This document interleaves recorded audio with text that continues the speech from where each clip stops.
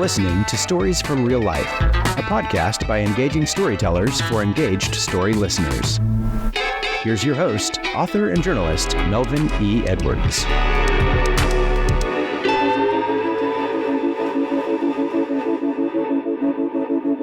Hello, and welcome to this June 4th edition of Stories from Real Life. I'm your host, Melvin E. Edwards. Let's go to John Williams to see who we have as a guest today. Welcome to today's episode of Stories from Real Life with Melvin E. Edwards, where we dive into the fascinating life of Donna Leigh Scott, someone whose extraordinary life story is worthy of telling. She has worn many hats and lived through many incredible experiences. After graduating from the University of Arizona, our guest moved to Southern California, initially working in the entertainment industry before becoming a producer. She worked with stars like Raquel Welch and Anne Margaret, and even had a stint as an actor and model. In an unexpected twist, she won a beauty pageant she was never supposed to win. She also graced the Dean Martin Show as a singer-slash-dancer to fund her education in court reporting, a field where she would later specialize in high-profile cases, including the infamous Michael Jackson trial.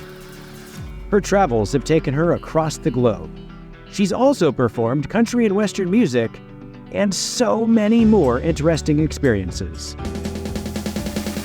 Currently, she manages Robert Redford's social media and fan mail, while enjoying life with her daughter and grandchildren. At 78 years young, she continues to find joy in her faith, her family, and her rich tapestry of life experiences. Join us as we explore her incredible journey, filled with resilience, creativity, and a touch of humor.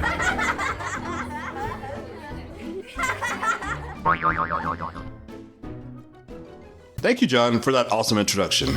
Donna Leigh Scott, welcome to the show. Thank you. I want to start by having you tell us about your 5-minute reign as a beauty contestant winner. Can you tell us all about that? Yes. At the time, I was an actor, and my agent called and said, "Would you want to be in a beauty pageant?" And I said, "No." And he said, "Well," he said, "it's for girls between 18 and 23 who've never been married, and there's chaperones and everything." I said, "I'm 28, I've got a kid, I'm married. Why would I do this?" And he said, "Because you won't win. Don't worry about it. We just need fillers. We don't have enough girls. So could you just go and, you'll get paid?" And I said, all right. Oh, and he says, "And you'll get to meet Howard Hawks, who's one of the judges." Now, Hawks is one of the all-time great directors. He directed Red River, all the Humphrey Bogart, Lauren Bacall movies. He was just, so this was a big thing for me. So I said, all right. So I went, and somehow, don't ask me how, I won. And I wasn't supposed to win. And nobody told anybody who I really was and what my age was and everything. So they had to disqualify me after it was already announced. But anyway, what it did was they wanted to use me to do all the publicity stunts with this actor named Jorge Rivero. I think he was in a movie called Rio Bravo that was directed by Howard Hawks. And so they had me do all of these shots, these publicity photos and everything. But anyway, Hawks got in touch with me, and he asked me to come to Palm Springs and meet with him on a project he had. And he liked the buddy movies like Butch Cassidy, and he wanted to make one. And he was pretty old then. He was somewhere in his 80s. And he said, it's going to star Clint Eastwood and Steve McQueen, and you will be introduced as the love interest. He said, you're going to play a Russian spy, but you're really going to be Flo from Jersey. So you have to have this accent. Excuse me. And then you have to switch over to Jersey. I said, I can do that. So anyway, he started grooming me for this part, and he let me write my own dialogue. So we were writing on this script, and I was going down to Palm Springs about every weekend working with him on this script. And I honestly didn't think it would ever get done because he was just getting so old, but he had such great stories to tell. Just to sit there and listen to him talk about Truman Capote or Howard Hughes, or, it was just so interesting. But anyway, as it turns, and then he wanted me to meet, oh gosh, now I can't remember the director's name. Anyway, he was real. This director was real hot on Sybil Shepherd, and he didn't like Sybil Shepherd. He wanted me to meet him, and he was a famous director. Now my mind is blank. But anyway, he died, and he fell over his dog, and he lived there by himself, and evidently he lay there for a while, and then when they found him, it was too late, and then he died. So that was the end of that. But he was going to make me, he said, he discovered Angie Dickinson, and I was going to be his last discovery. So, but honestly, I really didn't expect that to happen. You've lived an interesting life, and you don't even seem to realize it. How come you haven't written a book yet?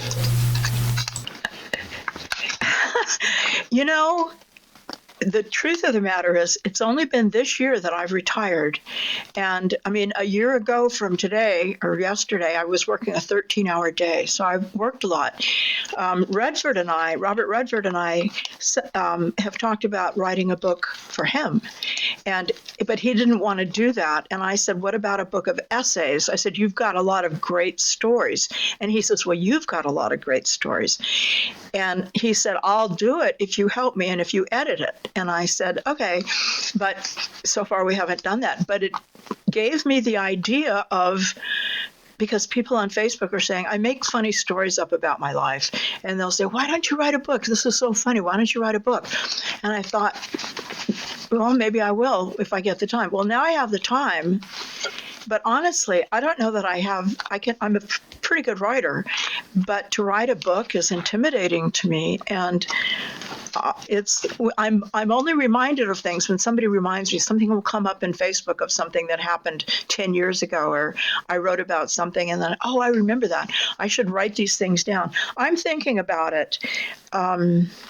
I have friends who've written books and they've self-published, and it's not that hard to do, I guess. So I am thinking about it, but you think, who's going to want to read this? But I have so many people that say, I would. It's so funny. So the problem is you have to be interesting, and in my case, you have to be funny as well. Otherwise, it's probably not that interesting. But I may do it. Well, some of the stories I've seen you post online are pretty great, and I'm sure people would love to read about them. So tell the audience about your late husband, Tim Scott, and how the audience would know him. He was an actor, a character actor. His biggest achievement was Lonesome Dove. And whenever I come to Texas, there are people that are such major Lonesome Dove fans. They can even recite pieces of the movie and the script. And I used to go to spend a lot of time in Jefferson, Texas, in East Texas. And the people there knew who I was. They knew I was Tim Scott's wife, and they'd want to meet with me and talk about Lonesome Dove.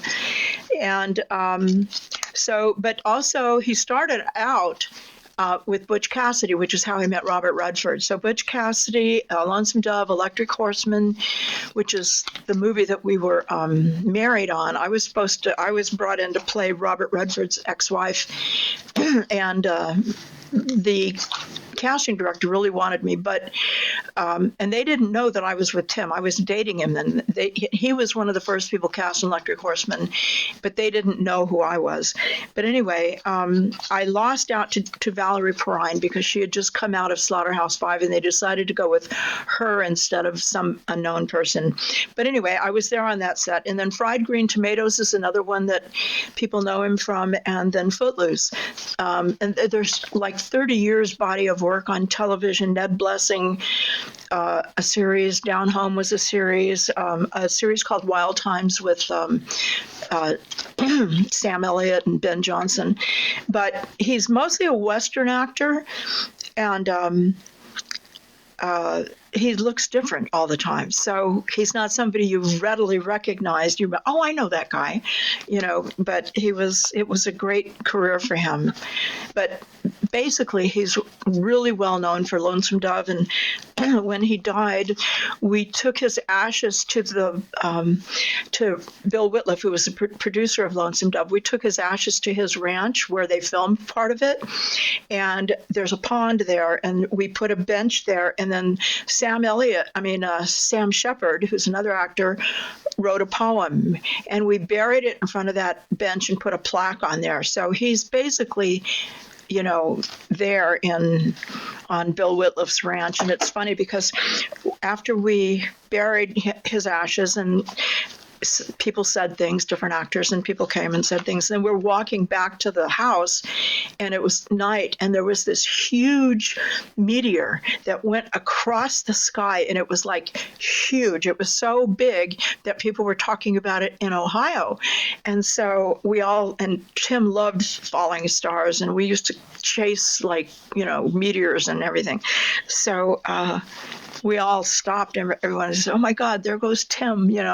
So that was the main thing that people remember about him as Lonesome Dove. Which character did he play in that series?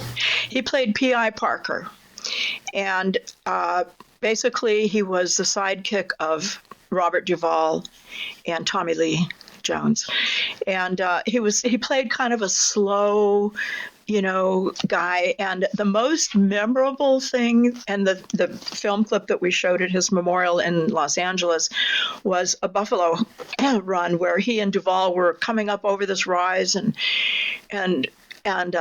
Duvall says, how come you're not married? How come you don't, and it's just kind of a back and forth. It's kind of a funny dialogue. And then all of a sudden they reach the top of the rise, and then here comes all of these buffalo and Indians, and they're chasing them. And then they take off riding, and then they do the guy, Tim and Duvall riding off in their horses. It's in slow motion, and there's music over it and everything. It's really quite dramatic, but Duvall got hit in the leg with an arrow, and so that is one of the most memorable scenes in there. But he did the first Lonesome Dove, and then he did Return to Lonesome Dove. Now, the rest of the cast didn't go with it, but he went ahead and did it. And then they were going to do The Streets of Laredo, which would have starred him. And at that point, he had gotten sick, and he had lung cancer. And they said, they put the filming off for almost a year, waiting for him to see if he could get better so that he could do the Pea Eye character in Streets of Laredo. Turns out he wasn't going to make it, so Sam Shepard said that he would take it over. So he and Sam talked on the phone a lot, and Sam, I could tell he watched all of the Lonesome Dove series, and because he had his mannerisms down and everything. And right after he died, Streets of Laredo came out with Sam in it. So that's why Sam wrote that poem, I think, for Tim, because they became very close working on that part. Didn't you and Tim get married during one of his films with Willie Nelson in attendance? Yeah, with on Electric Horseman. So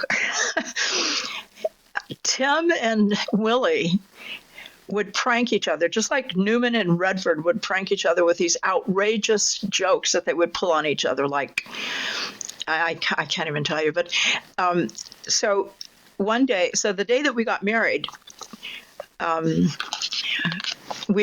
afterwards we went to a Willie Nelson concert. He had a concert that night, and so when we came back and went to our hotel, there was this big arrangement of flowers. It was in the shape of a horseshoe, and it was really ornate.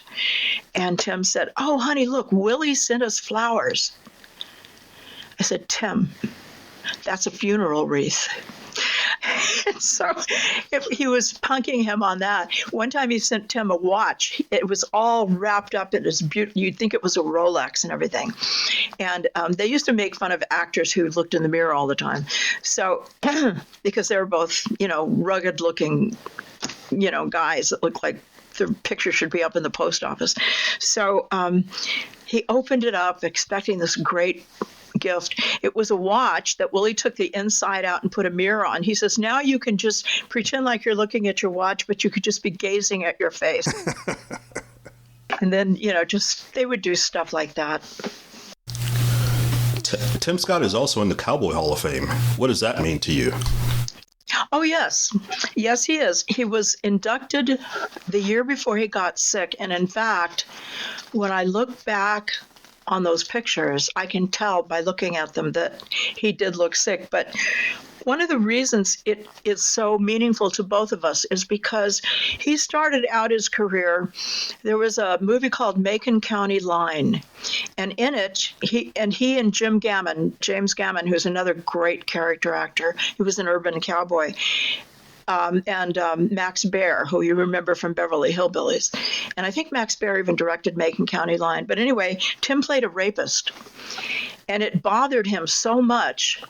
He felt so horrible playing that part that afterwards he said, I'm never, ever going to play a rapist or a bad guy again. He said, I can't do it. He said, I just want to do Westerns. So he started doing Westerns. And there was a series called Wild Times. And Tim played Sam Elliott's sidekick, and they were the two stars of it. And Ben Johnson was in it too, if you remember Ben Johnson. He was a wonderful actor, a wonderful guy.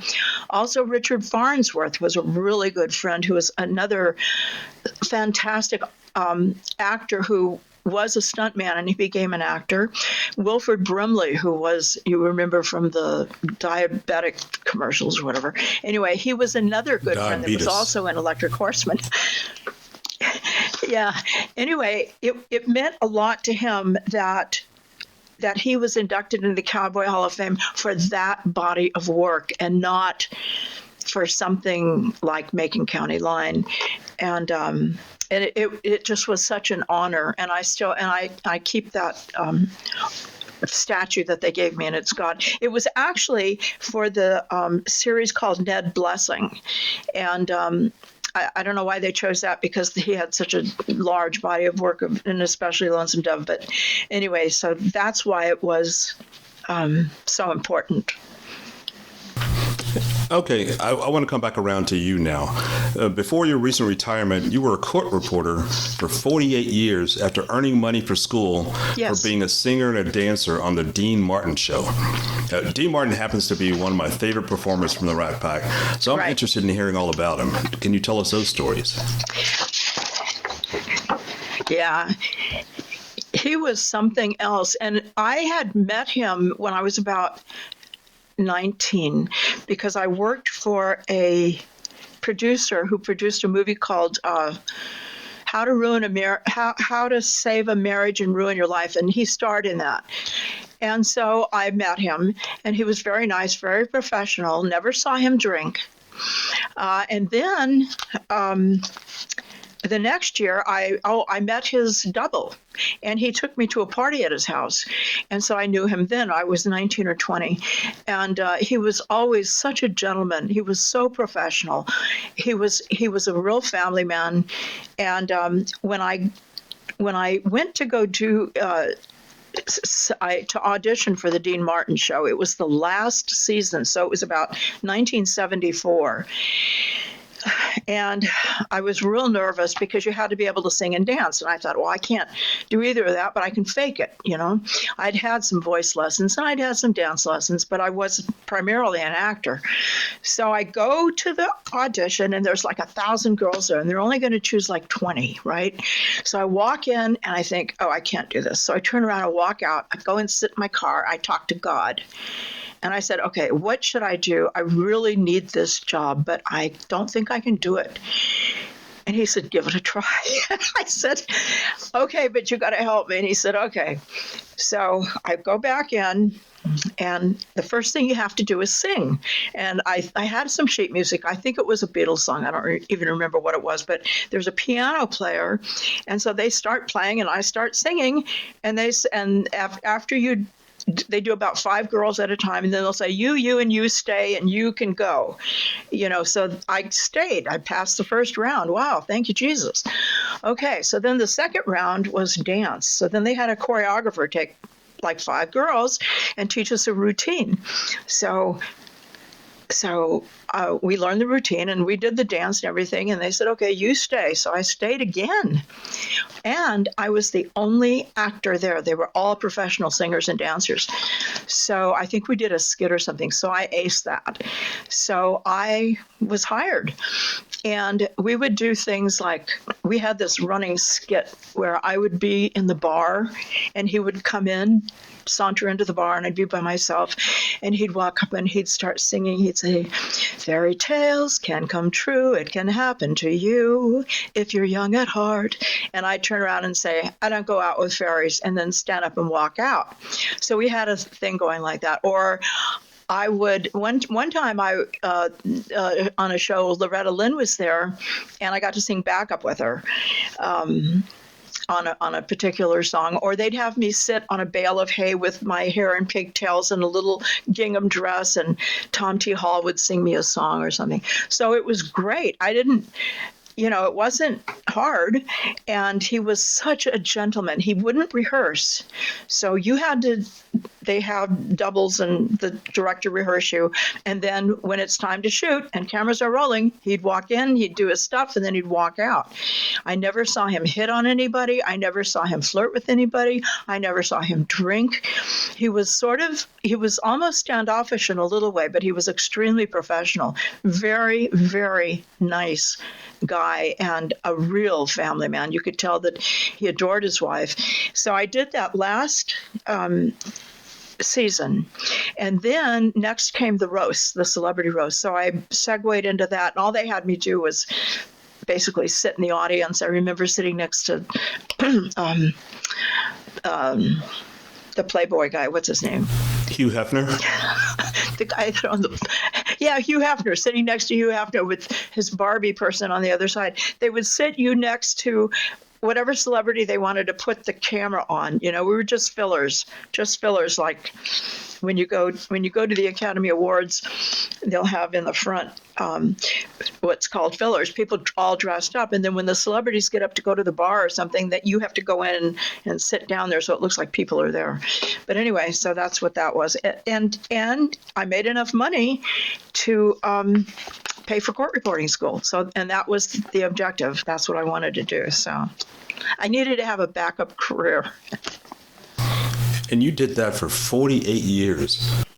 Yes. So what's the most memorable case you witnessed? Well, basically, yeah, because I did depositions. I very rarely did court, but probably the most famous one, I did some high profile, but the most famous one was the Michael Jackson child molest, the first one. And I took his deposition and the boy's deposition, the boy's mother's deposition. And so that was really, really interesting. And I had known Michael Jackson before because he lived across the street from my friend. My best friend at the time was Meredith McRae. If you remember her from Petticoat Junction, you're probably too young to remember Petticoat Junction. But anyway, her father was Gordon McRae and mother was Sheila McRae. Anyway, so he lived across the street from her. So we would go over there sometimes when he was young. And then I had a friend who, and my sister went, when we worked at the William Morris office, which is an agency, he would come in when he was a little kid and be in her office, and she'd babysit him. So I kind of knew him. So it was interesting to me, but it was also kind of sad because I knew him kind of since he was really young. But that was probably the most interesting one. Okay, so one of your passions is traveling. Tell us about some of the best trips you've ever taken. Oh my gosh, probably the best trip I ever did was Africa.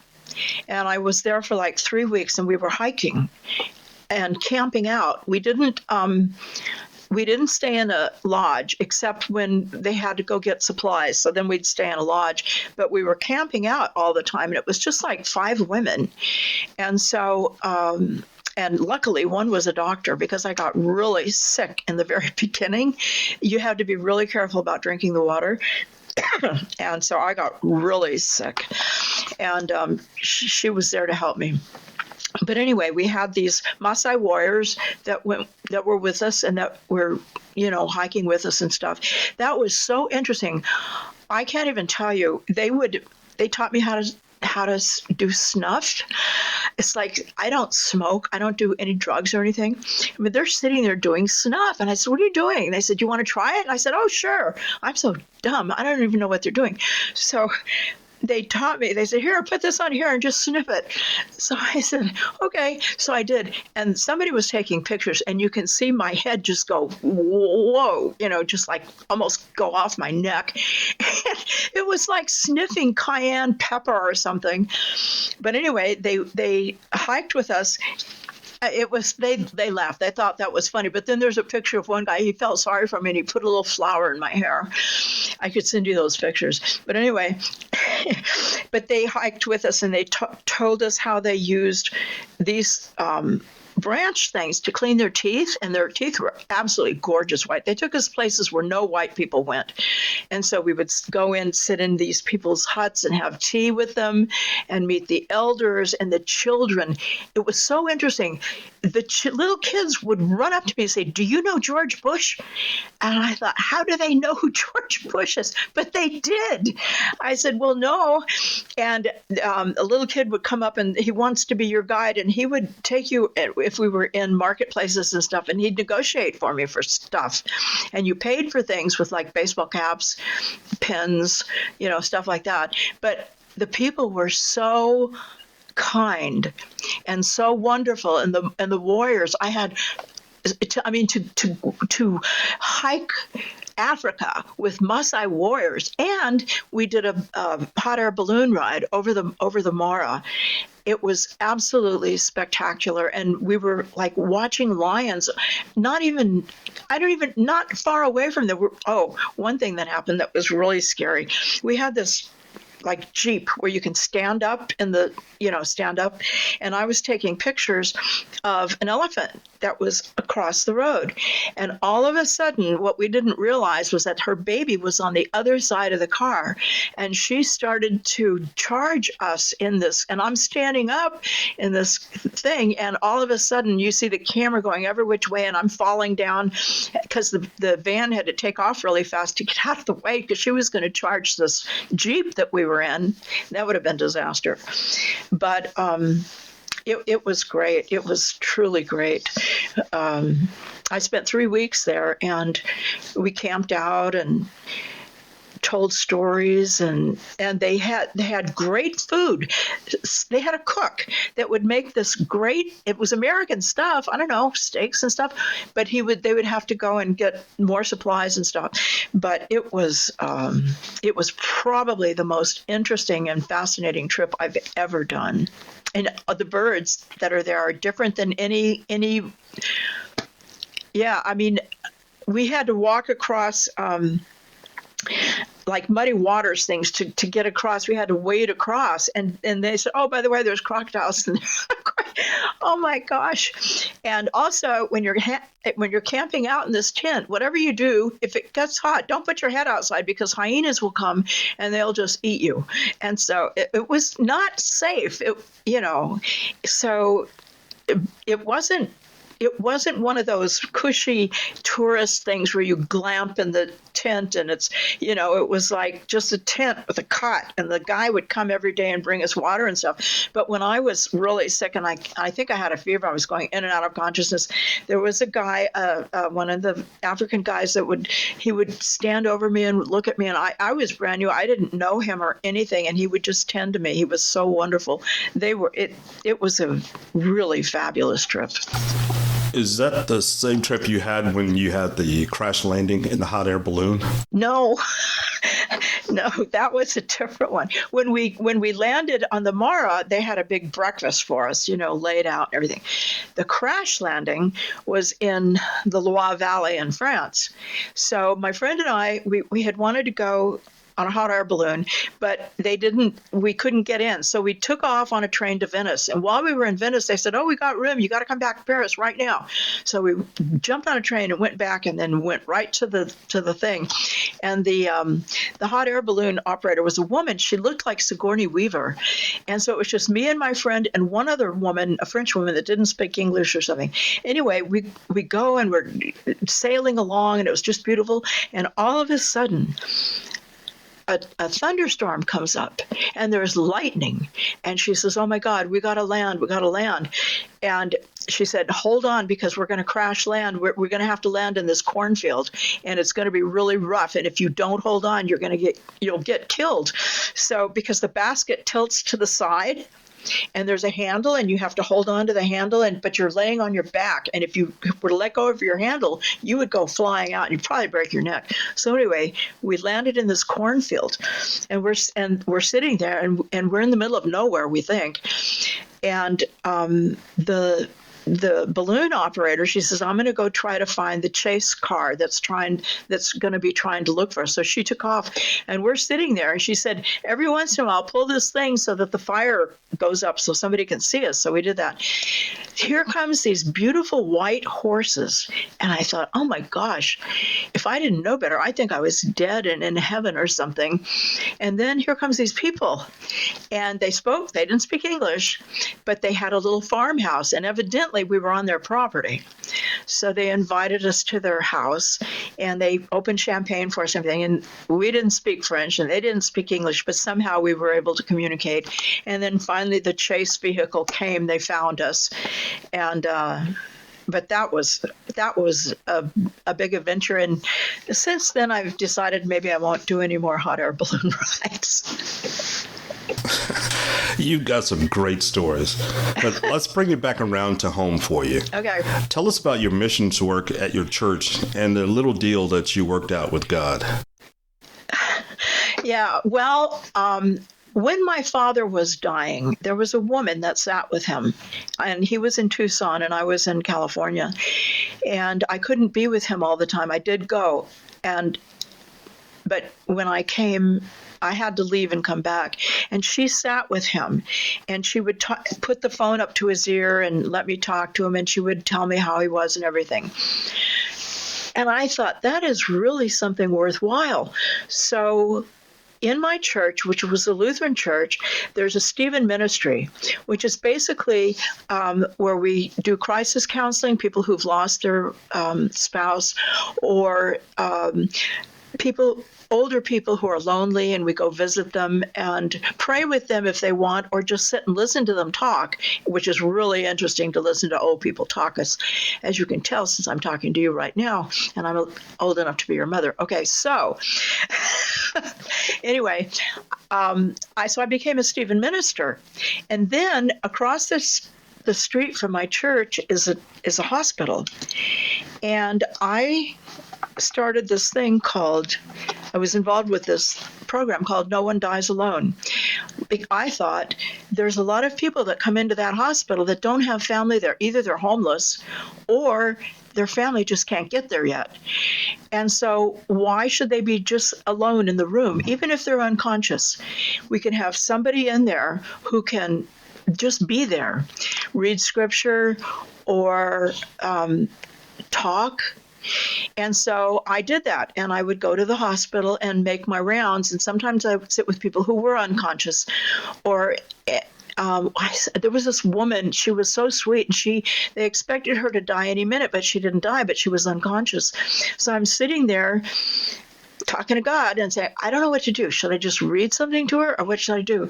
And then all of a sudden, a song popped into my head, and it was, I'll be seeing you in all the old familiar places. So I started singing that, and all of a sudden she opened her eyes, and she looked like past me, like she was looking at something, and it gave me a chill, and I thought, okay, that was the right thing to do. And so soon a guy came, he says, I want to sit with her. I can't remember her name now. Anyway, he says, I want to sit with her. And I said, I said, okay. So it was the middle of the night. So I left, and he came in and sat with her, and then she died. But then I would visit people who knew that they were dying and they were scared. And I would just visit and listen to them and give them communion if they wanted it. And also newborn babies. I had a prayer that a lot of people wanted a blessing, especially the Hispanic community, on their newborn babies. So I did that. But my last care receiver, I was with her for about 6 years. And I went to visit her every single week for 6 years. And she died right before the pandemic, right as the pandemic was starting. But I've always had this, I know people think I'm crazy, but I've always had this relationship with God ever since I can remember, since I was like 2 or something, before I was even taught. And I don't know how that happened, but I have sometimes a potty mouth. So I made a deal with God that I'll do good works and you will let me cuss. And he said, okay. I mean, sometimes it's like, sometimes when I'm talking to him, I'm thinking he's going, oh no, it's her again. And he sends somebody else to talk to me. But and I try not to ask for anything. One time I was really broke.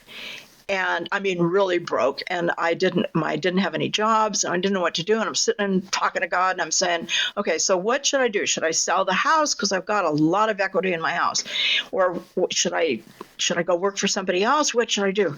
And my daughter walks in and she says, are you talking to God again and asking him for money? I said, no, I don't ask him for money. I ask him for guidance. She says, well, here. And she threw a residual on the bed for $20,000. That was from Lonesome Dove. Same thing happened a few years later. It was $8,000 from Lonesome Dove. Same thing happened to my daughter. She's driving home from the dentist with one of the kids, and the bill was going to be $2,500. We didn't have $2,500. She says, God, please, I need $2,500. She pulls in the driveway. We get the mail. There's a check in there for $2,500 from Blue Cross saying you've overpaid your premium for several years, and here's a check for $2,500. My husband used to say, he says, I don't get it. You need $500. You go talk to God. The next day, a check from out of nowhere comes for $499. True story. So anyway, I feel like I have a good relationship with God, Jesus, the Holy Spirit, and I talk to them all the time, and people think I'm crazy. I'll be sitting putting on my makeup, and my daughter will walk and say, who are you talking to? I said, God, who else? It's not that I pray a lot. I just talk. Just a conversation. Anyway, just a conversation. But you know what? I get answers. So that's why I don't tell people usually, because they think I'm crazy. But I'm telling you, it works. All right, I'll tell my audience now that she's not crazy. She's just having a conversation with God. All right, so I want to come back around to your singing career. You mentioned that you had singing lessons, but you're also in the Academy of Country Music and the Western Music Association. Is singing one of your favorite things to do? Yeah, it is. After my husband died, I was approached by a musician, a woman who was a wonderful guitar player, and she said, "Do you want to?" She had seen me sing in a little club. I joined this club called Songmakers, and it had some professional musicians in it. And I just needed something to do because I was grieving, basically. And I thought, well, maybe I'll just go sing again. Because I did sing on the Dean Martin show. And so I said, okay, but she introduced me to some fabulous musicians.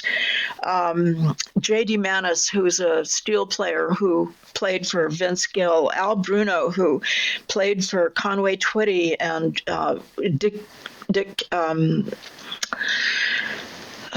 Dick Clark's Caravan of Stars, and Merle Haggard, and, all these great guys, and they would back me up. And so I had fantastic musicians. And this woman that was my music partner then, her name is Sandy Lane, she taught me how to do, stage, for like in concert halls. And one time we got a gig in Prescott, and we couldn't take our whole band, but they would give us pickup musicians in Prescott. So we went, and it was like the 4th of July or something. We were on a big, huge stage at the fairgrounds. Unbeknownst to us, there was a big lightning in the back of us. We have electric guitars and amps and everything. There's lightning back there, and I'm wearing this great duster that's blowing in the wind and everything. What we didn't know was that we could have been electrocuted. So anyway, we would do shows, and we got asked to do a show in, it was in Louisiana, Texas, and Kentucky, Tennessee. It was Tennessee. We went to Tennessee and did stuff, and they had a big thing for us and everything. So we made an album, and it had blues and classic country and some Cajun in it. So we got invited. It got radio play. It's real hard to get radio play when you're an independent. You don't, it's pay for play.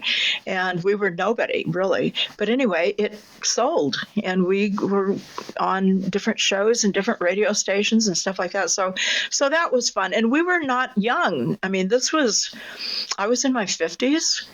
And 60s. So I think we started in about 2001, because we made, and when my dad died, he was real proud. He said, "Oh, you sound like Julie London," which was his favorite singer.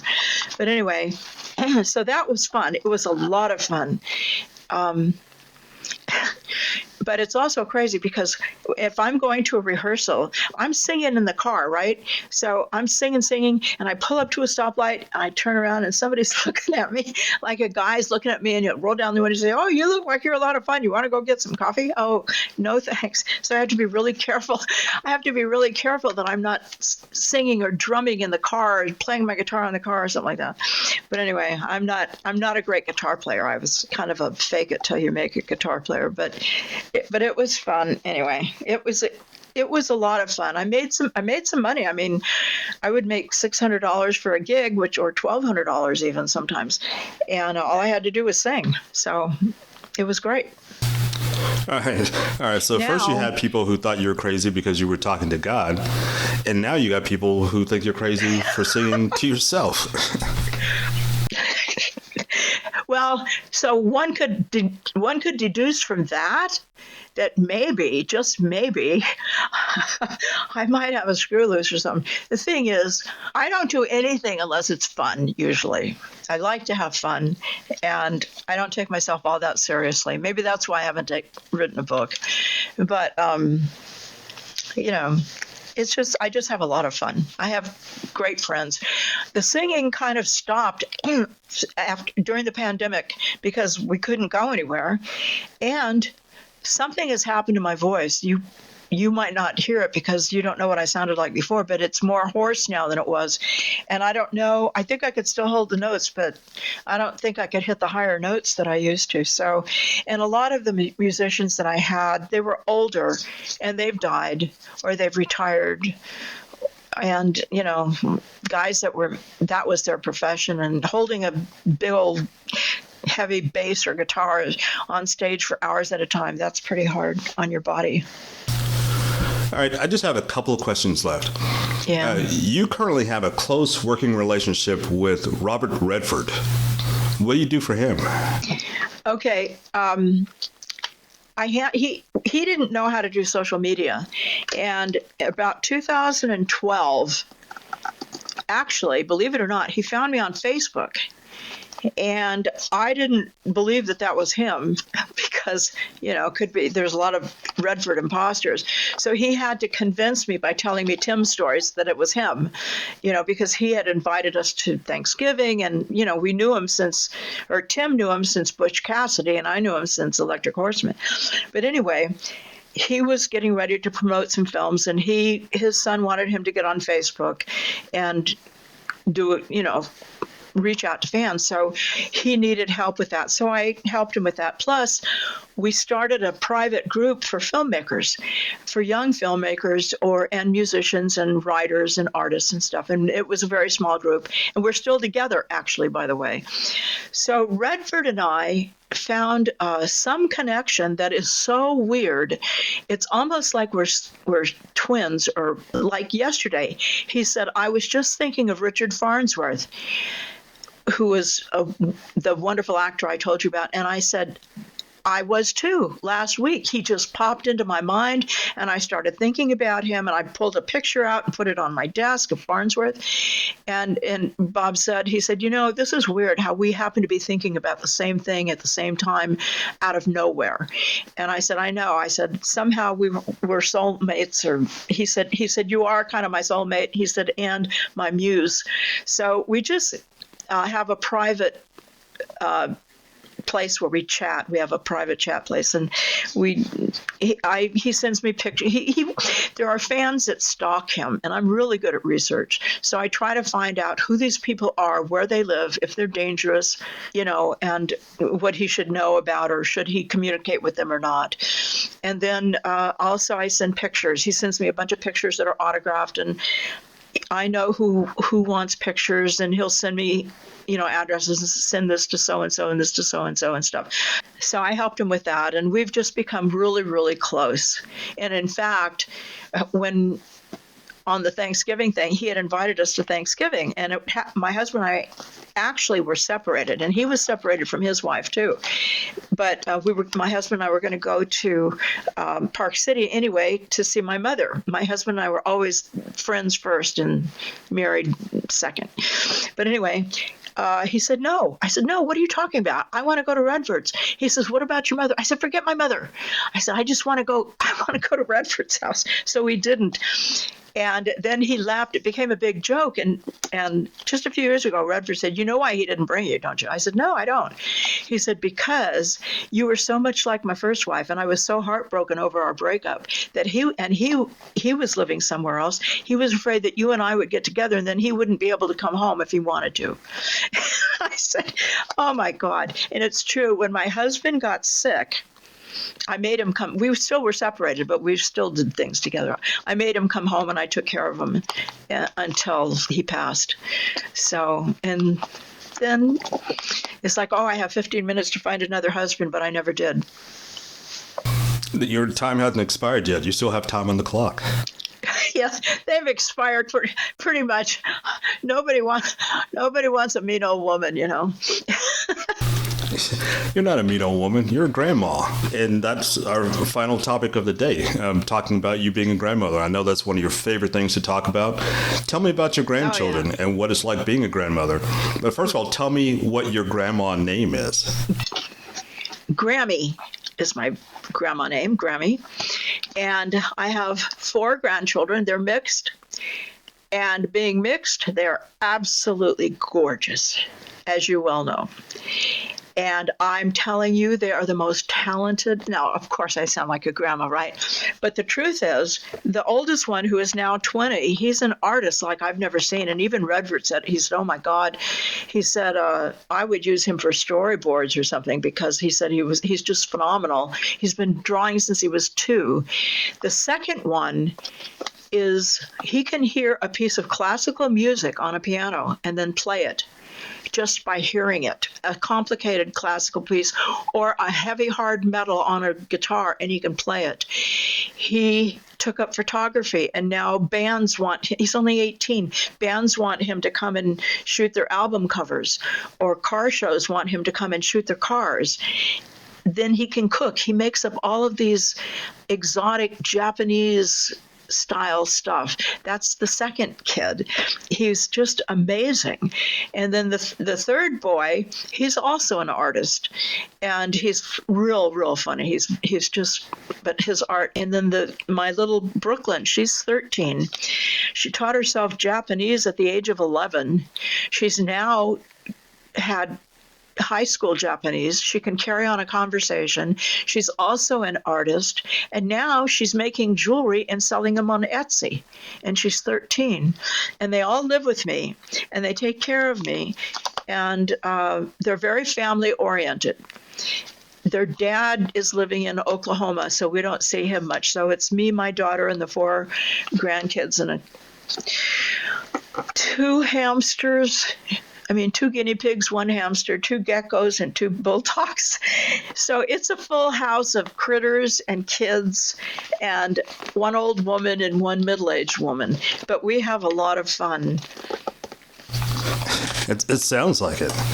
So my guest this week has been singer, dancer, actress, court reporter, and grandma, Donna Leigh Scott.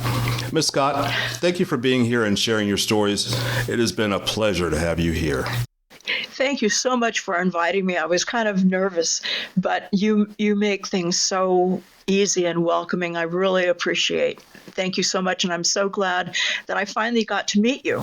Ditto. This has been a pleasure. As it were. I've enjoyed your stories, and I'm sure you've got lots more stories to tell that I'd love to hear sometime. Okay. Thank you.